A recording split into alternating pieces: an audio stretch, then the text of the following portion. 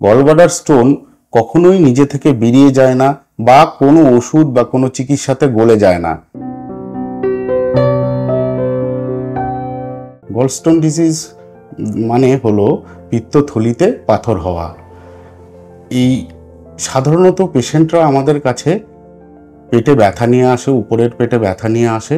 কিছু কিছু ক্ষেত্রে পেশেন্ট ব্যথা ছাড়াও অন্যান্য সমস্যা যেমন বমি হওয়া, হজম ঠিক মতন না হওয়া বা বাওয়েল প্রবলেম, এগুলো নিয়েও কিছু কিছু সময় পেশেন্ট আসে। সেক্ষেত্রে এই গলব্লাডার স্টোন মাইক্রোসার্জারি বা ল্যাপ্রোস্কোপিক পদ্ধতির মাধ্যমে করলে যে সুবিধাটা সেটা হলো পেশেন্ট একদিনেই ছুটি হয়ে যাচ্ছে এবং বাড়িতে গিয়ে তার সমস্যাও অনেক কম থাকে এবং পেশেন্ট স্বাভাবিক জীবনে ফিরতে 7 থেকে 10 দিন সময় লাগে।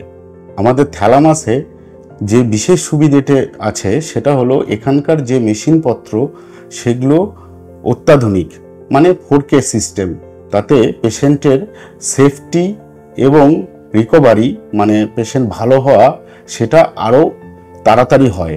আর একটা কথা মনে রাখবেন, গলব্লাডার স্টোন কখনোই নিজে থেকে বেরিয়ে যায় না বা কোনো ওষুধ বা কোনো চিকিৎসাতে গলে যায় না। তাই জড়িবুটি বা অন্য কোনো পদ্ধতির মাধ্যম দিয়ে গলব্লাডার স্টোন বেরোবে না, অপারেশনই একমাত্র বিকল্প।